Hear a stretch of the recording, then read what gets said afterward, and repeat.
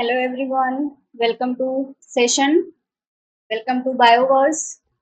आप सभी का बहुत बहुत स्वागत है हमारे नए क्रैश कोर्स के सीरीज में। तो बच्चों, हम यहाँ पे बहुत सारी चीज़ों का रिवीजन कर रहे हैं, जिसमें बेसिकली मैंने स्टार्ट किया था डेव बायो से, जिसमें मैंने बहुत सारी चीज़ें कवर भी की हैं। तो मैं आपको सिलेबस दिखाती हूँ एक बार। बच्चों, अगर आपको याद हो तो मैंने कुछ एक चीज़ें यहाँ पे पढ़ी हैं, पढ़ाई हैं आपको, जैसे कि बेसिक कॉन्सेप्ट ऑफ डेवलपमेंट। ये सारी चीज़ें तो हमने देखी है, क्या क्या चीज़ें हैं और होता क्या है, डिफरेंशिएशन क्या है, डिटर्मिनेशन क्या है, स्टेम सेल, ये सारी चीज़ें हमने ये पूरी यूनिट ही कवर कर ली थी। इसके बाद में हमने स्टार्ट की थी दूसरे यूनिट, जिसमें कि हमने गैमेट्स का प्रोडक्शन, सेल सरफेस मॉलिक्यूल्स जो होते हैं उनका हमने देखा था। और यहाँ पे हमने स्पर्म में एक्रोसोमल रिएक्शन किस तरीके से होती है, वहां तक की चीजें पढ़ ली थी। अब यहाँ पे अगला स्टेप आ जाता है जाइगोट का फॉर्मेशन। तो जाइगोट का फॉर्मेशन होगा आफ्टर फर्टिलाइजेशन। तो जाइगोट के फॉर्मेशन से पहले आएगा फर्टिलाइजेशन, उसके बाद में जाइगोट बनेगा, जाइगोट का क्लीवेज होगा तो ब्लास्टुला बनेगा, फिर ब्लास्टुला में एम्ब्रियोनिक फेल्स बनेंगी, गैस्ट्रुलेशन होगा और जर्म लेयर्स का फॉर्मेशन हो जाएगा। तो ये है हमारा सीक्वेंस। तो अब हम देखेंगे कि किस तरीके से फर्टिलाइजेशन हो रहा है, और फर्टिलाइजेशन के लिए स्पर्म एंड एग का रिकॉग्निशन होना जरूरी होता है। तो एग और स्पर्म के रिकॉग्निशन के लिए कौन कौन से मॉलिक्यूल्स हैं जो रिस्पॉन्सिबल हैं। तो चलिए स्टार्ट करते हैं आज का session. So again everyone, welcome to Bioverse. अगर आपको थोड़ी हेल्प मिल रही है देन आप मेरी भी हेल्प कर सकते हैं चैनल को सब्सक्राइब करके, if you want, and please subscribe to my channel. चलो स्टार्ट करते हैं। ऑल राइट, तो स्टार्ट हम करेंगे फर्टिलाइजेशन से। फर्टिलाइजेशन क्या है बच्चों, फटाफट से रिवीजन करेंगे। This is a quick revision because हमें डिले नहीं करना, बहुत ज्यादा डिटेल स्टडी में नहीं करवा रही हूँ। डिटेल स्टडी नहीं करवाने का मतलब ये नहीं है कि मैं कुछ भी बताऊंगी नहीं, सब कुछ आपको डिटेल में ही बताने वाली हूँ, लेकिन शॉर्ट शॉर्ट में और फटाफट से बताऊंगी। तो फर्टिलाइजेशन क्या है, जब भी किसी भी इंडिविजुअल में अगर स्पर्म प्रेजेंट है या एग प्रेजेंट है, तो कोई भी इसमें से एक्टिव नहीं होता है। एक्टिव होने के लिए उनको फर्टिलाइजेशन की जरूरत पड़ती है। अगर अकेले अकेले पड़े हैं तो वो कुछ भी नहीं कर सकते। सो एग जो है, एग का एक्टिवेशन कैसे होता है, स्पर्म के द्वारा एग का एक्टिवेशन होता है। और यहाँ पे एक चीज देखी जाती है कि जो मेम्ब्रेन है, मेम्ब्रेन का फ्यूजन होगा, और यहाँ पे कैल्शियम आयंस की रिक्वायरमेंट होती है। तो जैसे कि नॉर्मली हम बात करें, ये एग है तो एग में बहुत सारे स्पर्म आ रहे होते हैं इसको फर्टिलाइजेशन कराने के लिए, और इसमें बहुत सारी लेयर्स भी होती हैं एग में, जैसा कि हमें पता है। तो जो बाहर की लेयर होती है इसको बोला जाता है corona radiata. Corona radiata layer की तरफ बहुत सारे स्पर्म अट्रैक्ट होते हैं और उसको ब्रेक करना स्टार्ट करते हैं। और ब्रेक कैसे करेंगे, ब्रेक कर, यहाँ पे ग्रेन्युलोसा सेल्स प्रेजेंट होती हैं, ग्रेन्युलोसा सेल्स। तो इन सेल्स को ब्रेक करके वो अंदर पहुंच जाता है। तो कोरोना रेडिएटा, फिर ग्रेनुलोसा सेल्स, और उसके बाद में ये जोना पेल्यूसिडा को ब्रेक करते हैं। जोना पेल्यूसिडा, तो सबसे पहला कौन सा आएगा, कोरोना रेडिएटा। उसके बाद में ग्रेनुलोसा सेल्स को ब्रेक किया जाएगा, और तीसरे नंबर पे जोना पेल्यूसिडा को पेनिट्रेट किया जाएगा। अब जैसे ही कांटेक्ट होगा जोना पेल्यूसिडा के साथ में, क्या होता है, यहाँ पे एक्रोसोमल रिएक्शन स्टार्ट हो जाती है। एक्रोसोमल रिएक्शन क्या है वो मैंने आपको पढ़ाया हुआ है। बेसिकली जो स्पर्म है वो, उसका जो हेड है वो कुछ इस तरीके का प्रोसेस बना लेता है ताकि वो इसको इजिली पेनिट्रेट कर पाए। अब जैसे ही कांटेक्ट होता है, यहाँ पे एक्रोसोम रिएक्शन होगी, जो कि स्पर्म के अंदर के जो डाइजेस्टिव एंजाइम्स है उनका सिक्रीशन स्टार्ट कर देगी। और वो डाइजेस्टिव एंजाइम्स क्या करते हैं, जोना पेल्यूसिडा की जो लेयर होती है इसमें बहुत सारे ग्लाइकोप्रोटीन्स प्रेजेंट होते हैं, ग्लाइकोप्रोटीन्स। तो ये जो एंजाइम्स यहाँ से रिलीज होंगे, देयर आर वेरियस एंजाइम्स। तो ये एंजाइम्स क्या करते हैं, ग्लाइकोप्रोटीन को ब्रेक डाउन कराते हैं जोना पेल्यूसिडा के मेम्ब्रेन का। और इससे क्या होता है, जो ऊ साइड है वो प्लाज्मा मेम्ब्रेन पे एक्सपोज हो जाता है ताकि इजिली वहां पे पेनिट्रेशन हो सके। अगर मैं इसका आपको एक ओवरव्यू बना के दिखाना चाहूँ तो कुछ इस तरीके से होता है। जैसे यहाँ पे स्पर्म पेनिट्रेट किया है, बाहर की जो लेयर है कोरोना रेडिएटा लेयर होगी, अंदर ग्रेनुलोसा सेल्स होती हैं, और उसके बाद में अगली लेयर आती है जोना पेलुसिडा। तो यहाँ पे जो स्पर्म एंटर करता है उसके पास में एक्रोसोम का फॉर्मेशन हो रहा होता है, यहाँ पे स्पर्म का न्यूक्लियस भी आता है, क्योंकि स्पर्म जो फ्यूज करेगा, फाइनली फ्यूज करेगा, उसका न्यूक्लियस ही यहाँ पे एंटर करेगा, तब जाके न्यूक्लियस का फ्यूजन हो रहा होता है, और जोना पेलुसिडा लेयर को ब्रेक करके ही यहाँ पे एंटर कर पाता है। तो एक कोई सिंगल स्पर्म ही होता है जो कोरोना रेडिएटा और जोना पेलुसिडा दोनों को ही ब्रेक करके अंदर पहुंच पाता है और ऊ साइड के प्लाज्मा मेम्ब्रेन से कांटेक्ट करता है। और जैसे ही स्पर्म यहाँ प्लाज्मा मेम्ब्रेन से फ्यूज करेगा, ऊ साइड की जो स्पर्म है वो अपना न्यूक्लियस रिलीज कर देता है ऊ साइड में, और यहाँ पे न्यूक्लियस का फ्यूजन हो जाता है। तो this is how fertilisation happens. Fertilisation होता कैसे है ये मैंने आपको बताया। अब कुछ बातें अगर हम एग के बारे में जाने तो एग का वैसे मैंने आपको बताया तो है कि क्या होता है। जो फीमेल एग है वो, अगर फीमेल गैमेट की अगर हम बात करें, फीमेल गैमेट, तो ये एक एग हो सकता है क्योंकि यहाँ पे हैप्लॉइड न्यूक्लियस प्रेजेंट है, हैप्लॉइड न्यूक्लियस, और ये oocyte के फॉर्म में भी हो सकता है। oocyte क्या है, अर्लियर फॉर्म हुआ है डेवलपमेंट की, जैसे कि मैमल्स में होता है, तो डायरेक्टली एग के फॉर्म में, जैसे ये एग वाला फॉर्म ये सी अर्चिन में देखा जाता है, सी अर्चिन में डायरेक्टली इसी फॉर्म में प्रेजेंट होता है। लेकिन अगर मैमल्स की बात करें तो मैमल्स के केस में ये डायरेक्टली एग नहीं होता, ये क्या होता है, oocyte के फॉर्म में रहता है, फर्टिलाइजेशन के बाद में ये कम्प्लीटली एग के फॉर्म में आता है।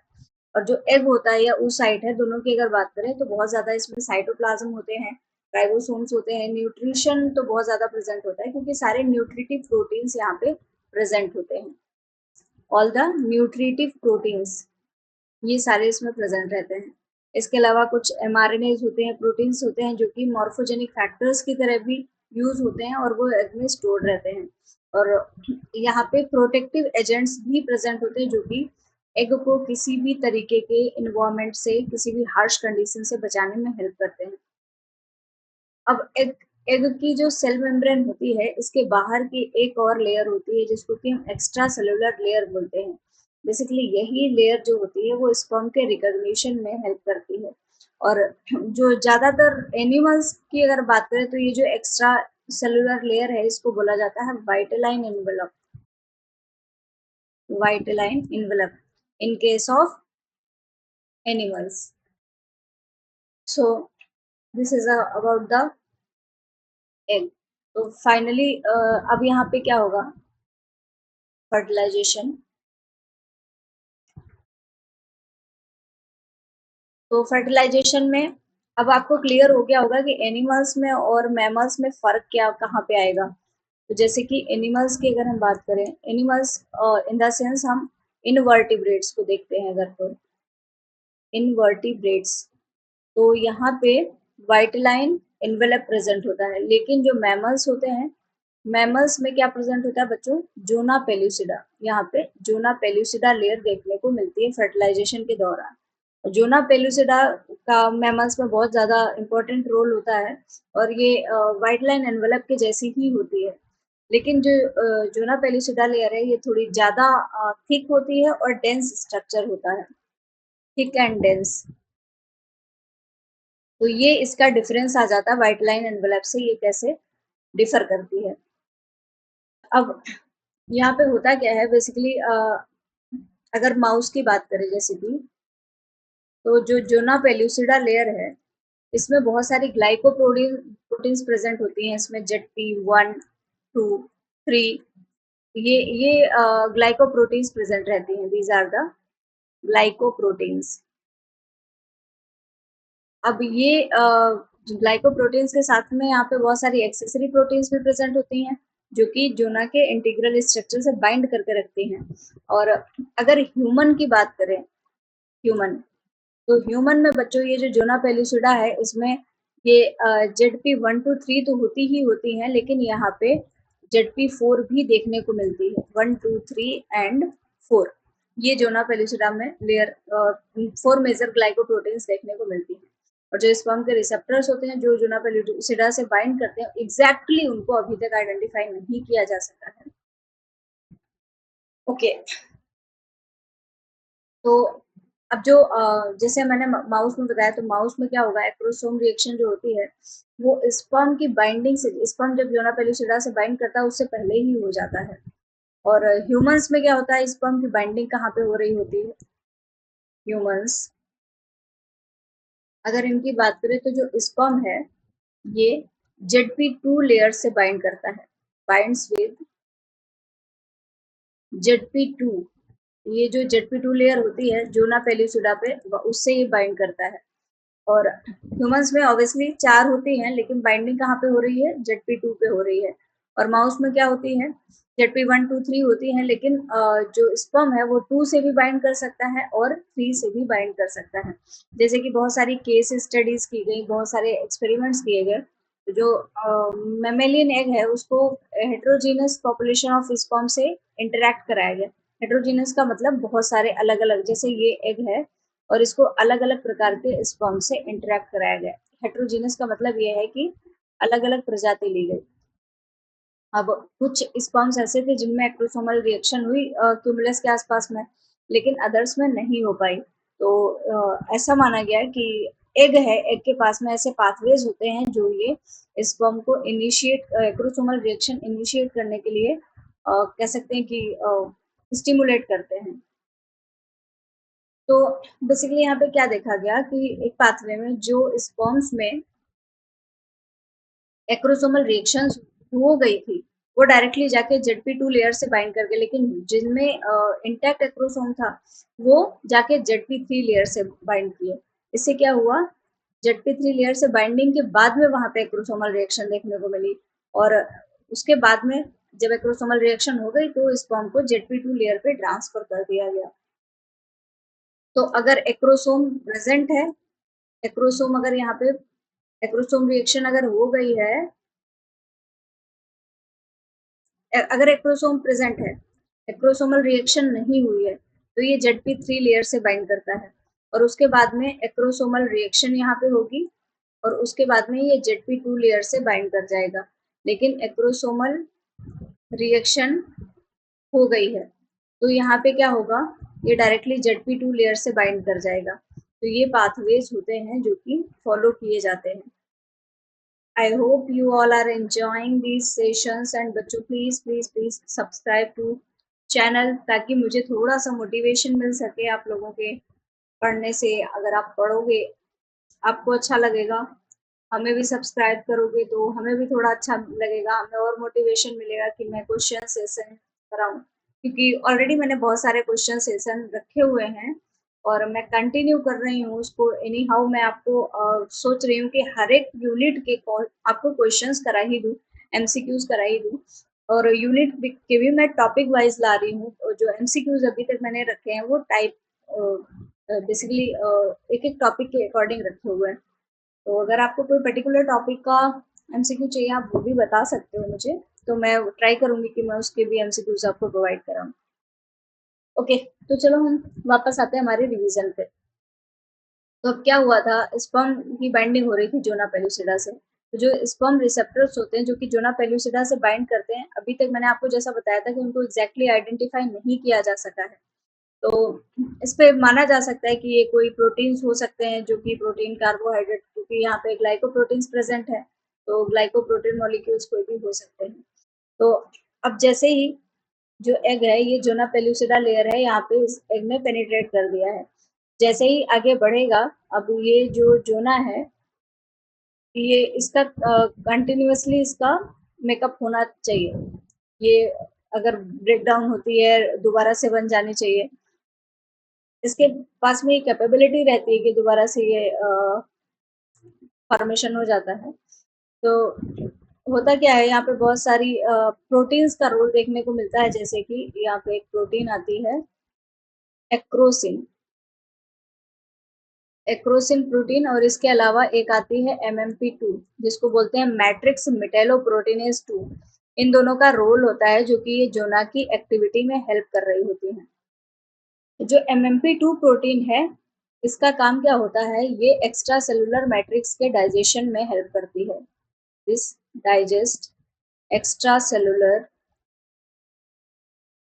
मैट्रिक्स।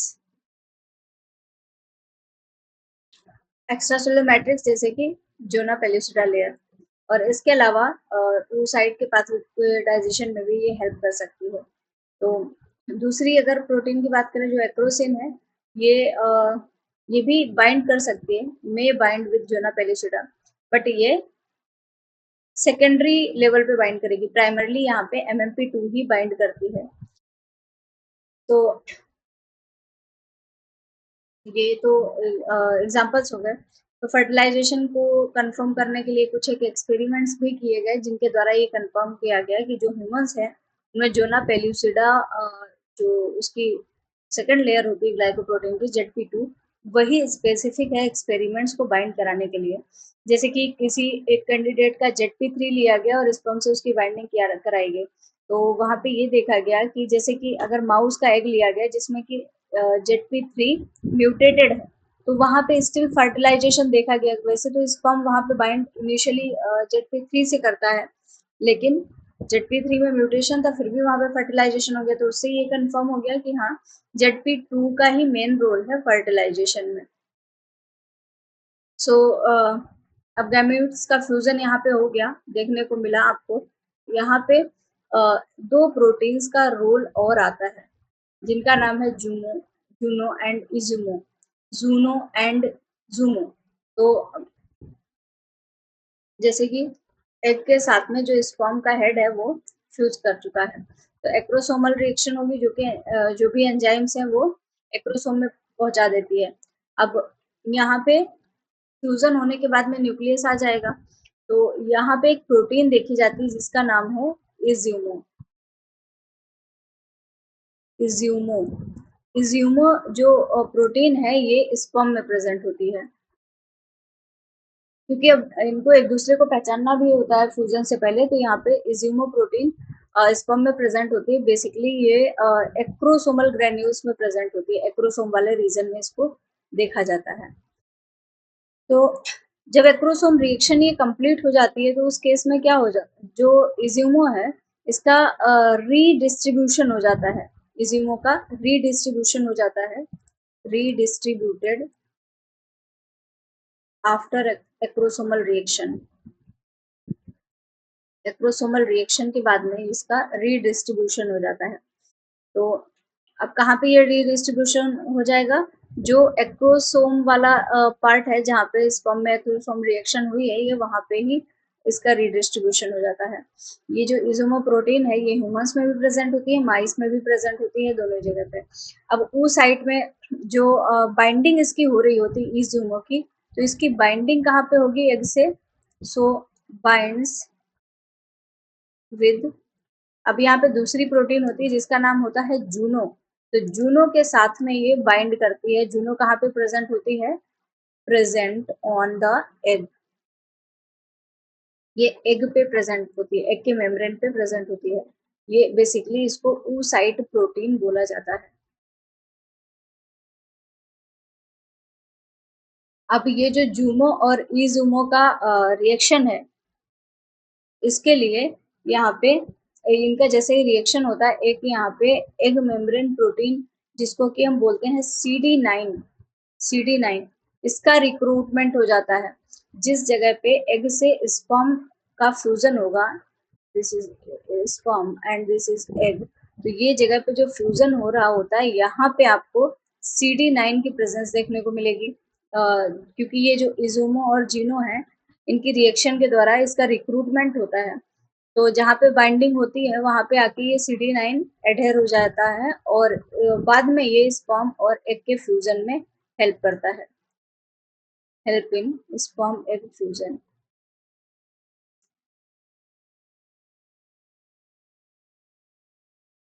सो उम्मीद है अभी आपको ये क्लियर हो गया होगा कि किस तरीके से फर्टिलाइजेशन हो रहा है और कौन कौन सी प्रोटीन्स यहाँ पे इन्वॉल्व हैं।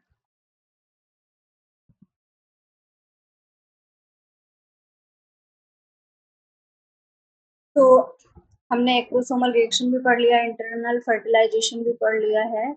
Let's see our topic again. क्या क्या चीजें हो गई हैं, स्पर्म एग रिकॉग्निशन। अभी स्पर्म एग रिकॉग्निशन तो आपको समझ में आ गया होगा बच्चों, क्योंकि मैं अभी यही तो पढ़ा रही थी कि किस तरीके से स्पर्म और एग का रिकॉग्निशन हो रहा है। तो अब अगला स्टेप आता है जाइगोट के फॉर्मेशन का।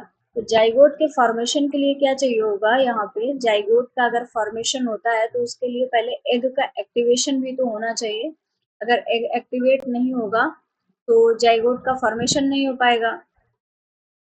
तो इसके लिए क्या किया जाता है, यहाँ पे एग का एक्टिवेशन कराया जाता है। तो चलो हम वो भी पढ़ लेते हैं क्या है, कोई भी टॉपिक रहने नहीं देते हम। एग एक्टिवेशन,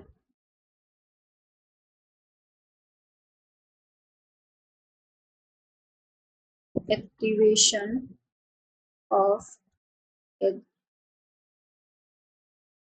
तो जैसे मैंने आपको बताया था, जब फ्यूजन हो रहा होता है तो वहाँ पे कैल्शियम आयन की भी रिक्वायरमेंट होती है, और जो कैल्शियम आयन होते हैं ये मैमल्स में एग के एक्टिवेशन के लिए बहुत ज़रूरी होते हैं। तो बेसिकली अगर मैमल्स की बात करें, मैमल्स, तो यहाँ पे एक पाथवे होता है जिसको बोला जाता है फॉस्फोलाइपेज सी। फॉस्फोलाइपेज सी, इसका काम होता है एग का एक्टिवेशन कराना, एग का एक्टिवेशन कराने में हेल्प करता है। तो कैल्शियम आयन का, अब यहाँ पे क्या हमें कैल्शियम आयन की भी ज़रूरत है। तो जो स्पर्म होता है बेसिकली, ये हेड रीजन में कैल्शियम आयन स्टोर्ड रहते हैं। तो फ्यूजन के टाइम में क्या होता है, यहाँ पे बेसिकली ये कैल्शियम आयन एक्टिवेटर यहाँ पे स्टोर रहता है। फ्यूजन होता है तो यहाँ पे कैल्शियम आयंस का रिलीज होने लगता है। अब ये जो एक्टिवेटर है ये फॉस्फोलाइपेज सी के साथ में प्रेजेंट रहता है। अब फॉस्फोलाइपेज सी जो है वो गैमेट के फ्यूजन के द्वारा एग में आ जाता है, और ये क्या करेगा फिर, यहाँ पे जो फॉस्फोलाइपेज सी है ये एक्टिवेट हो गया, क्योंकि ये बेसिकली ये एक सॉल्युबल स्पर्म एंजाइम होता है जो कि एक्टिवेशन इसका हो जाता है जब फ्यूजन होता है उस केस में। तो ये गैमेट फ्यूजन के बाद एग में पहुंच जाता है। तो जो कैल्शियम आयन है इसकी रिलीज कैसे होती है, अगर ये इवेंट्स हम देखें तो फॉस्फोलाइपेज सी का एक्टिवेशन होता है जो कि IP3 एंड डैग में ब्रेक डाउन हो जाता है। अब यहाँ पे जो IP3 बनेगा, ये IP3 क्या करता है, कैल्शियम आयन को एक्टिवेट करा देता है। तो अब क्या होगा आगे, तो जो एक्टिवेटेड प्रोटीन काइनेज है, एक्टिवेटेड प्रोटीन काइनेज, ये क्या करता है, बेसिकली जो प्रोटीन काइनेज है ये जो mRNA ट्रांसलेशन के इनहिबिटर्स होते हैं उनको हटाने का काम करता है। तो यहाँ पे कैल्मेड्यूलिन का एक्टिवेशन देखा जाता है, कैल्मेड्यूलिन। इसके अलावा यहाँ पे मैप काइनेज का भी एक्टिवेशन होगा। मैप काइनेज क्या करेगा, जो मियोसिस हॉल्ट हो गई थी ये उसको इनिशिएट कराने में हेल्प करता है दोबारा से। और इसके अलावा एक होता है साइनेप्टोटैगमिन। साइनेप्टोटैगमिन क्या करता है, ये कॉर्टिकल ग्रेन्यूल्स के फ्यूजन में हेल्प करता है ताकि पॉलीस्पर्मी की कंडीशन ना हो सके। सो पॉलीस्पर्मी तो आई होप मैंने आपको पहले ही पढ़ा दिया है, तो पॉलीस्पर्मी को मुझे दोबारा से रिपीट कराने की ज़रूरत तो बिल्कुल भी नहीं लगती है। तो उसको ना पढ़ के हम कुछ और टॉपिक वहाँ पे कवर करते हैं, हम जाइगोट का फॉर्मेशन या फिर हम क्लीवेज स्टार्ट करते हैं कि क्लीवेज किस तरीके से हो रहा होता है। तो बच्चों एक बात अगेन मैं बोलना चाहती हूँ, please please please subscribe to channel, ताकि मैं आपके लिए और भी बेहतर से बेहतर कंटेंट ला सकूँ, आपको सारी चीज़ें मैं रिवाइज करवा सकूँ। और इसके अलावा I am planning to launch a series for the MPPSC examination also. जो MPPSC का असिस्टेंट प्रोफेसर का एग्जाम है, मैं उसके लिए भी एक सीरीज लाने का सोच रही हूँ, क्योंकि उसका जो सिलेबस है वो थोड़ा सा अलग है HPSC से। तो मुझे इतना उम्मीद है कि जो बच्चे HPSC के लिए प्रिपेयर कर रहे हैं वो शायद MPPSC के लिए भी प्रिपरेशन कर रहे होंगे, साथ साथ में RPSC का भी आया हुआ है तो शायद बच्चे उसका भी प्रिपरेशन कर रहे होंगे। तो क्या आप लोग उन टॉपिक्स पे भी सीरीज चाहते हैं, ये भी मुझे बताइए। तो मैं अभी प्लान कर रही हूँ, हालांकि उसके लिए मैं कोई क्रैश कोर्स नहीं प्लान कर रही हूँ। उसके लिए मैं चाह रही हूँ कि जो भी टॉपिक इससे अलग है, जो हमारा एचपीएससी का सिलेबस है वो तो हम पूरा कर लेंगे, इसके अलावा जो टॉपिक्स हैं हम उनका अलग से डिटेल में स्टडी कर लेते हैं। तो क्या राय है आप लोगों की इस पे, ये भी जरूर बताइए मुझे, ताकि मैं उस पर सोच पाऊँ। और हाँ, चैनल तो आपको सब्सक्राइब करना ही करना है। तो बच्चों होता क्या है, अब फर्टिलाइजेशन हो गया, तो फर्टिलाइजेशन के बाद में अब मैं दोबारा से स्टार्ट कर रही हूँ, आप सब वापस आ जाइए, पढ़ते हैं।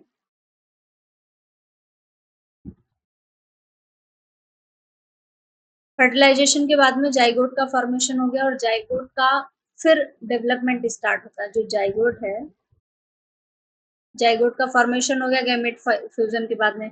जो जाइगोट है ये डेवलप होगा, इसमें डेवलपमेंट होगा। तो डेवलपमेंट होने के लिए यहाँ पे बहुत सारा क्लीवेज हो जाता है, इसमें इसमें डिवीजन होने लगता है, जिसको कि हम क्लीवेज बोलते हैं। तो ये जो डिवीजन है ये कैसे हो रहा होता है, अब ये देखते हैं। सो बेसिकली जो क्लीवेज है ये एक बहुत रैपिड डिवीजन है। This is a very rapid division. और डिवीजन कौन सा होगा, अब यहाँ पे माइटोटिक डिवीजन हो रहा होता है बच्चों, रैपिड माइटोटिक डिवीजन।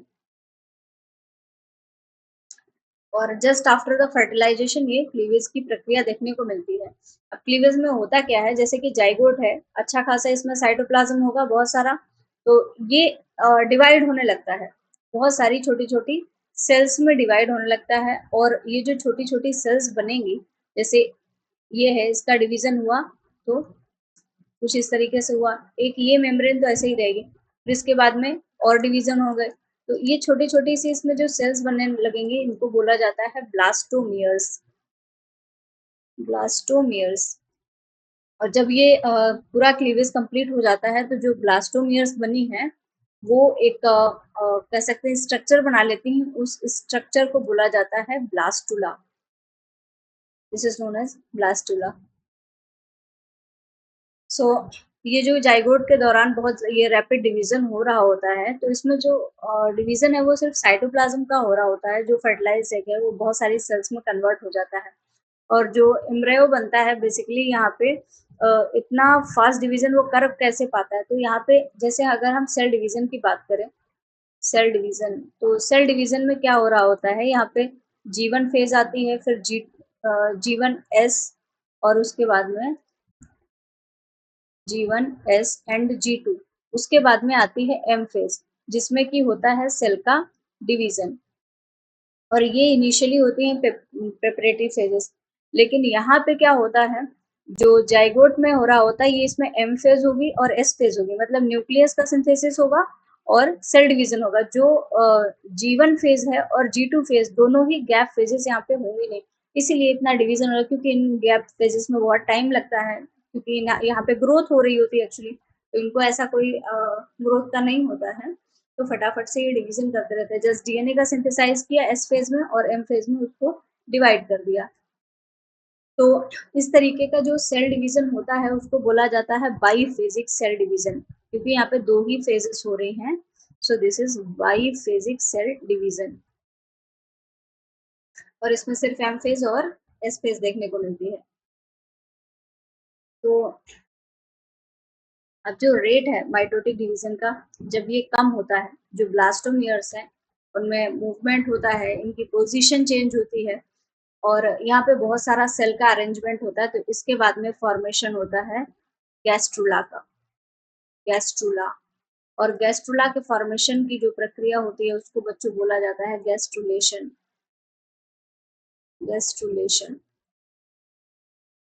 और अब जब गैस्ट्रुला स्टेज आ गई है, जो गैस्ट्रुलेशन की प्रक्रिया हुई है, तो यहाँ पे क्या हो जाता है, बहुत इंपॉर्टेंट फिनोमेना देखने को मिलता है। बेसिकली यहाँ पे थ्री जर्म लेयर्स का फॉर्मेशन हो रहा होता है, थ्री जर्म लेयर्स। ये जर्म लेयर्स ही एक्टोडर्म, एंडोडर्म, मेसोडर्म जो है वो पूरी बॉडी के फॉर्मेशन में, ऑर्गेनोजेनेसिस में सब में हेल्प करेंगी। सो एक्चुअल स्टेजेस क्या क्या होंगी डेवलपमेंट की, let me tell you. Fusion होगा, फ्यूजन किसका होगा, स्पर्म प्लस एग।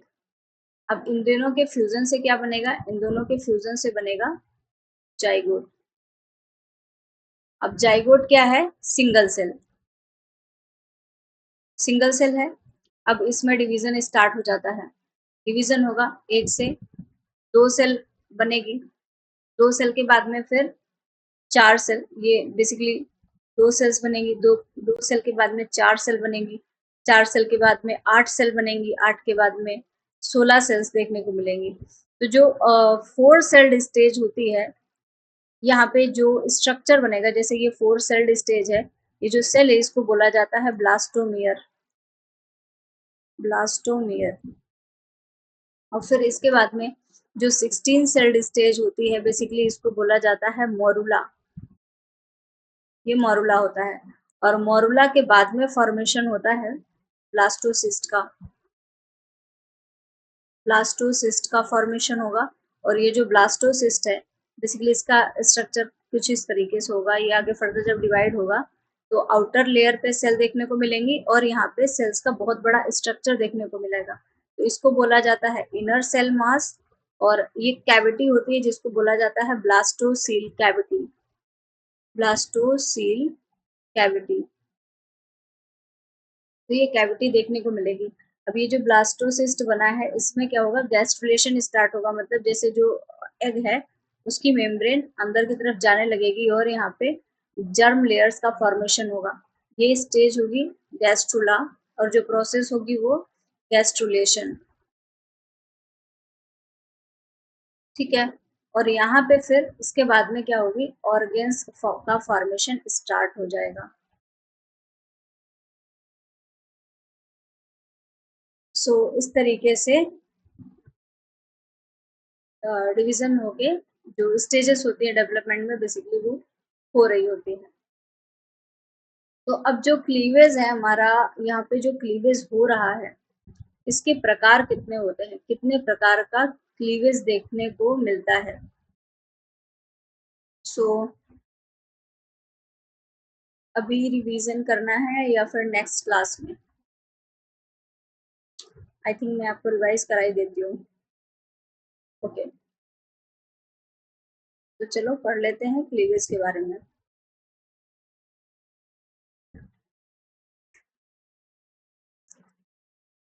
तो जो क्लीवेज है, अगर हम इनके टाइप्स की बात करें तो बेसिकली दो तरीके का क्लीवेज होता है। यहाँ पे आपको देखने को मिलता है होलोब्लास्टिक, होलोब्लास्टिक एंड मीरोब्लास्टिक। ये दो तरीके का क्लीवेज होता है। सो सबसे पहले हम देख लेते हैं होलोब्लास्टिक के बारे में। होलोब्लास्टिक, तो होलोब्लास्टिक क्लीवेज में बेसिकली जो यॉर्क सैक है उसका डिवीजन दो तरीके से होता है। या तो वो ज्यादा मात्रा में हो सकता है या फिर पूरे में यूनिफॉर्मली डिवाइडेड हो सकता है।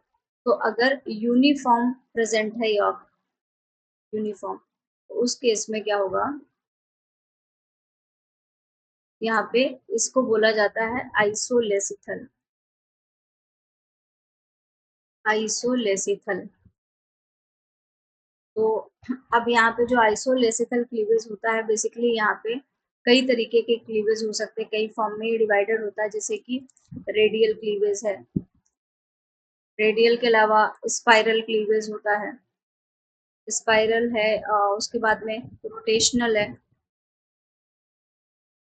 रोटेशनल के बाद में आता है बाइलेटरल। ये चार प्रकार के क्लीवेज देखने को मिलते हैं आइसोलेसिथल में। तो रेडियल है वो बेसिकली काइनोडॉर्म्स में होता है। जो स्पाइरल क्लीवेज है वो एनेलिडा, मोलस्क में देखने को मिलता है। रोटेशनल क्लीवेज जो है वो, ये इंपॉर्टेंट है, ये होता है मैमल्स में और निमेटोड्स में देखने को मिलेगा। तो मैमल्स में पढ़ रहे हैं तो ये आपको याद रखना जरूरी है, रोटेशनल क्लीवेज मैमल्स में होता है। और जो बाइलेटरल क्लीवेज है वो होता है ट्यूनिकेट्स में। अब ये तो रही यूनिफॉर्म है। अगर जो यॉर्क सैक है वो यूनिफॉर्म नहीं है, मॉडरेट है, तो उसको बोलते हैं मीसोलेसिथल। मीसोलेसिथल कितने प्रकार के होते हैं? तो यहाँ पे बेसिकली मीजोलेसिथल में सिर्फ और सिर्फ रेडियल क्लीवेज देखने को मिलता है, और ये अगेन इम्पॉर्टेंट है, ये होता है एम्फीबियंस में। ओके, अब इसके बाद होलोब्लास्टिक के बाद में आता है मीरोब्लास्टिक। मीरोब्लास्टिक क्लीवेज, जो बच्चों होलोब्लास्टिक क्लीवेज है वो कंप्लीट क्लीवेज होता है, जबकि जो मीरोब्लास्टिक क्लीवेज है यहाँ पे इनकम्प्लीट क्लीवेज देखने को मिलता है, इनकम्प्लीट क्लीवेज। अब जो मीजो लेसिकल क्लीवेज है इनकम्प्लीट होता है, लेकिन ये दो प्रकार का होता है। एक होता है टीलोलेसिथल। टीलोलेसिथल का मतलब क्या है, जो यॉक है वो एक के किसी एक कॉर्नर पे ही प्रेजेंट होगा। जैसे कि यहाँ पे टीलोलेसिथल में दो प्रकार का देखने को मिलता है, एक होता है डिस्क्वाइडल और दूसरा होता है बाइलेटरल। बाइलेटरल जो डिस्क्वाइडल है, डिस्क्वाइडल आपको फिश रेप्टाइल्स बर्ड्स में देखने को मिलेगा। और इसके अलावा जो बाइलेटरल है ये आपको मोलस्क में देखने को मिलेगा। Mollusc basically सिफेलोपोड्स।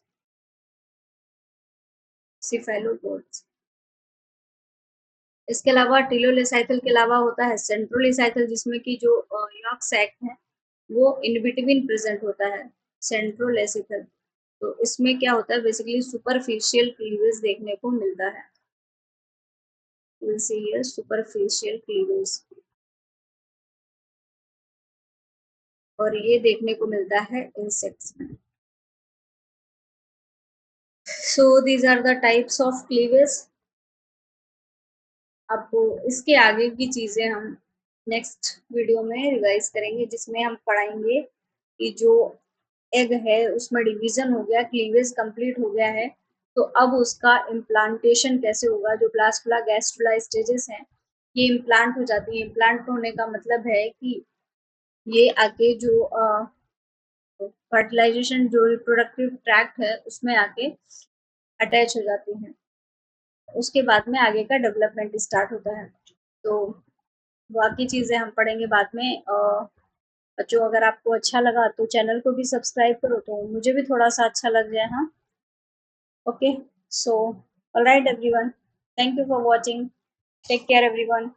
और हाँ, पढ़ते रहिए, जरूर मुझे बताइए एमपीपीएससी और आरपीएससी के लिए आपका क्या ख्याल है, क्योंकि मैं सोच रही हूँ उसके लिए कुछ सेशंस स्टार्ट करूँ जो भी सिलेबस अलग अलग है, ताकि आप एचपीएससी वाला यहाँ पे कंप्लीट कर लो, जो कॉमन सिलेबस है मैं रिवीजन कराऊंगी, रिवीजन में आपको वो पढ़ा दूंगी।